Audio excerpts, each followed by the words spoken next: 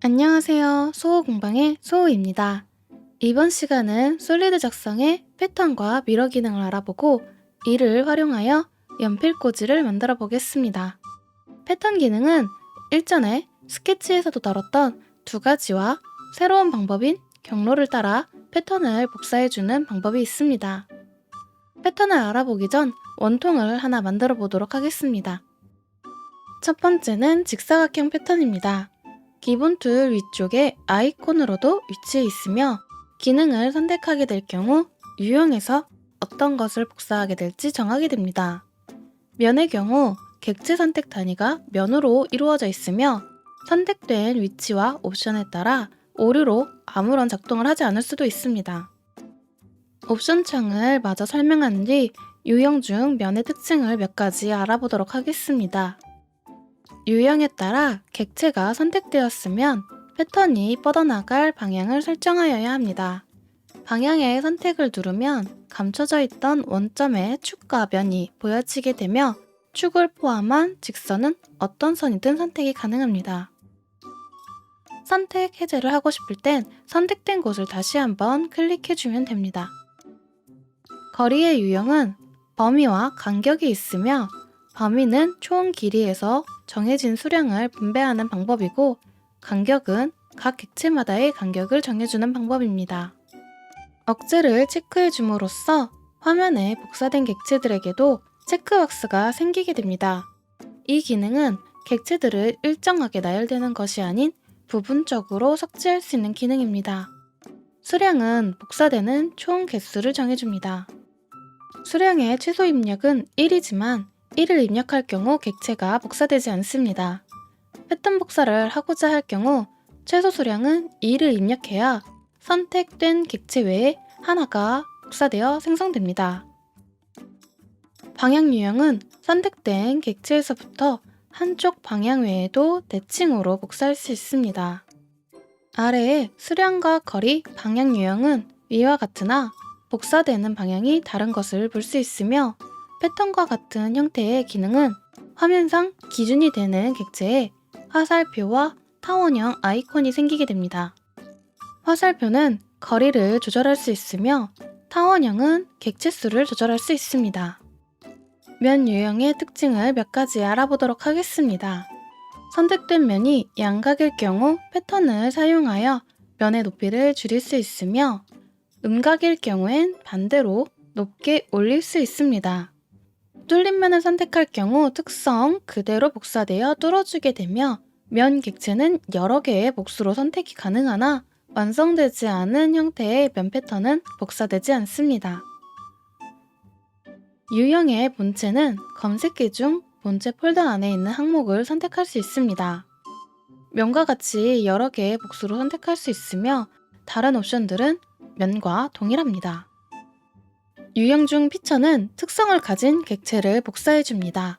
면과 다른 점은 특징적인 형태로 연결된 면들이 모두 한 번에 선택이 가능하며 보다 빠르게 특성을 반복 복사시킬 수 있습니다. 구성 요소는 차후 개념을 정리할 예정이나 간단히 말하자면 큰 폴더를 만드는 것과 같습니다. 구성 요소에는 본체 외에도 스케치나 원점 등이 포함될 수 있으며 검색기에 구성 요소라는 폴더가 생성되어 관리됩니다. 이러한 폴더를 선택하여 패턴 복사를 진행하는 것이 구성 요소 유형입니다. 원형 패턴은 직사각형 패턴과 같은 유형들로 분류되어 있으며 객체 선택 역시 유형에 따라 선택할 수 있습니다. 객체를 선택한 후에 원형으로 복사시킬 중심축을 선택해 주어야 합니다. 축은 원점의 축, 구성축 외에도 직선인 것은 모두 선택이 가능합니다. 각도 간격은 전체로 할 경우 360도 전부를 의미하는 것이며 각도는 일정한 각도 안에 복사 수량을 배치하는 것입니다.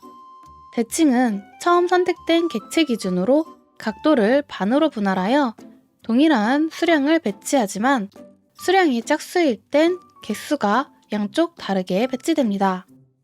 억제를 사용하면 중간중간 복사 객체를 지울 수 있으며 수량은 반복 복사될 객체의 총 수량입니다. 본체와 구성 요소는 위 옵션들과 다르지 않으나 유형을 피처로 하여 객체를 선택할 경우 아래쪽 계산 옵션이 나오게 됩니다. 조정과 동일은 객체를 축에 맞춰 복사시켜주기 때문에 사용에 따라 다르지만 최적화를 선택하여 특성을 살린 패턴 복사가 가능합니다.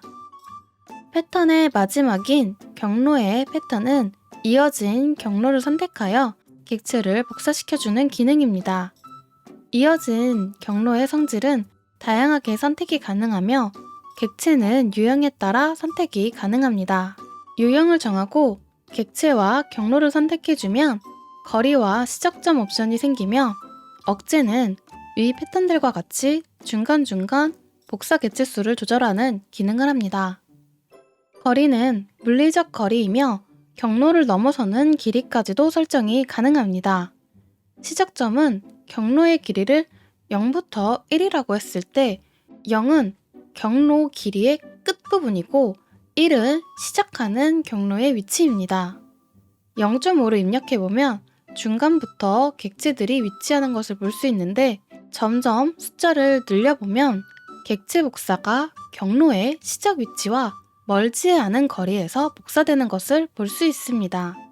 거리 유형은 거리를 총 길이로 할지 각 객체 사이의 길이로 할지 정하는 옵션이며 방향은 객체가 경로에 위치한 기준부터 한쪽 방향으로 복사가 될지 양쪽으로 대칭 복사가 될지에 대한 옵션입니다. 방향은 동일로 할 경우 경로의 형태와 상관없이 처음 객체 모양 그대로 복사가 되며 경로 방향은 객체의 모양이 경로에 따라 방향과 위치가 바뀌면서 복사됩니다. 유형 옵션은 면, 본체, 구성 요소가 동일하며 피처는 원형 패턴과 같이 계산 옵션이 추가되어 있으며 동일한 기능입니다. 다음은 미러입니다. 미러는 스케치의 기능이었던 미러와 동일한 기능이나 솔리드를 대칭 복사하기 위해서는 선이 아닌 평면을 선택하여야 합니다. 객체를 선택하는 유형은 면, 본체, 피처, 구성 요소 각각 유형에 맞춰 객체를 선택한 뒤 미러 평면을 선택하여 대칭 복사를 진행하면 됩니다. 미러 평면은 선택 가능한 곳에 마우스를 가져다 댈 경우 회색으로 표시되어 이 부분을 참고해 가며 진행해 주셔도 됩니다. 유형 중 본체는 생성 옵션에 새 본체를 할지 접합을 시킬지 정하게 되며 나머지 유형은 객체의 특성 그대로 가져오게 됩니다. 오늘 알아본 기능들로 연필꽂이를 만들어 보겠습니다. 몸통의 반인 원통을 지름 10cm, 높이 8cm로 만들겠습니다. 원통의 중간부터 한쪽 방향으로 사각형을 만들어줍니다. 한쪽 면은 지름에 맞춰 10cm로 정해주고 나머지 한 면은 원통의 반을 넘어서는 길이에서 원하는 길이로 만들어줍니다. 생성은 접합으로 해주고 높이는 8cm로 맞춰줍니다. 원통의 위쪽에 같은 지름인 10cm 구를 만들어 합쳐줍니다. 구의 반쪽을 사각형 높이에 맞춰 없애주기 위해 사각형 위쪽에 같은 크기의 상자를 생성해준 뒤 잘라내기로 마무리해줍니다. 안쪽을 뚫어내주기 위해 원통을 선택한 뒤 사각형 위쪽 중앙에서 시작하여 두께인 1.5cm를 뺀 나머지 수치를 적어줍니다. 이때 맥에븐스를 사용하면 보다 다양하게 수정이 가능한 모델링을 할 수 있지만 우선 계산을 한 수치를 입력하기 위해 100-15를 입력한 뒤 엔터를 눌러 지름을 정해줍니다. 높이는 아래쪽으로 빠지게 되므로 -80 플러스 15를 적은 뒤에 마무리해주면 구멍이 뚫리게 됩니다.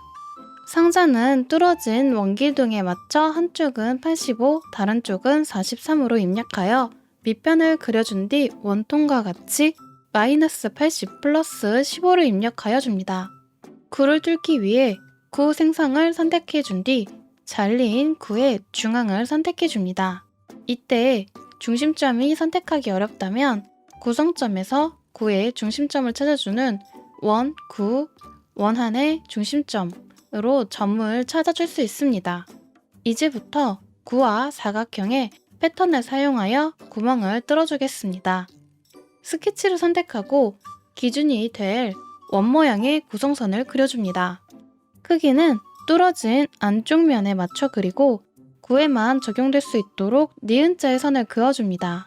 필요 없는 구성선들을 T로 지워주고 스케치를 마무리해줍니다. 그 위쪽에 구성면을 하나 더 생성해줍니다. 바닥면 중 어떤 면이든 상관없이 선택을 하고 화면을 회전시켜 화살표를 올리다 보면 스냅으로 위쪽에 걸리게 됩니다. 이 부분을 활용하여 구성면을 생성해줍니다. 원통을 선택해 새로 만든 구성면에서 뚫리는 아래쪽 방향으로 지름은 16, 높이는 15를 설정한 뒤 생성은 새 본체로 선택해줍니다. 이제 이 새 본체의 경로의 패턴을 선택하고 유형은 본체, 객체는 원통을 선택해줍니다.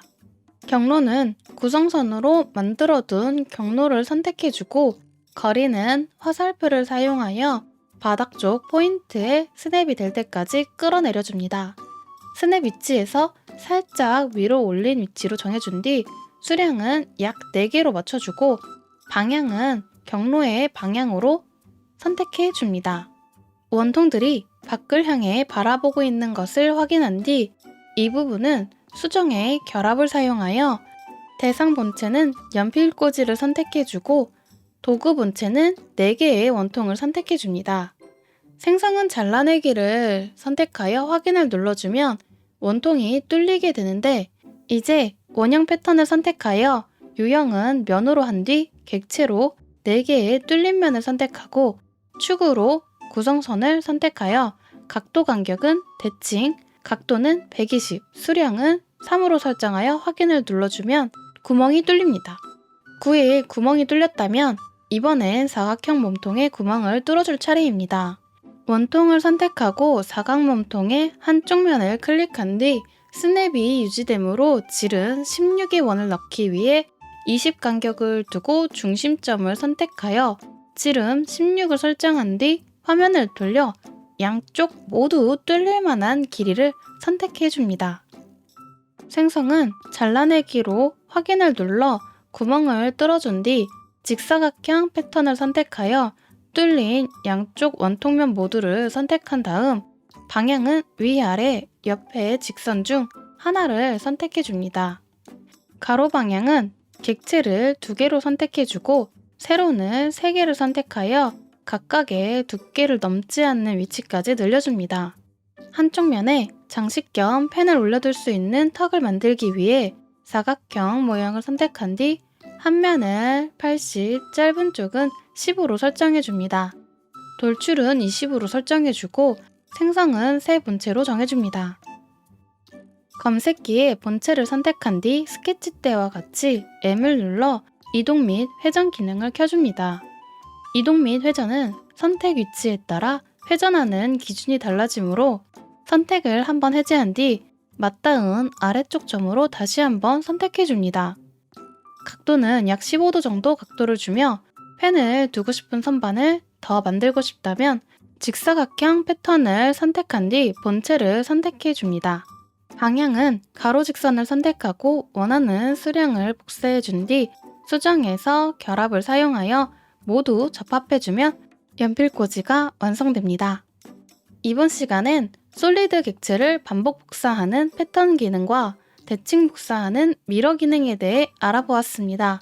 다음 시간은 좀 더 복잡한 기능이지만 많이 사용하는 돌출, 회전, 스윕, 러프트, 리브, 웹, 엠보싱, 구멍, 스레드 기능에 대해 알아보도록 하겠습니다.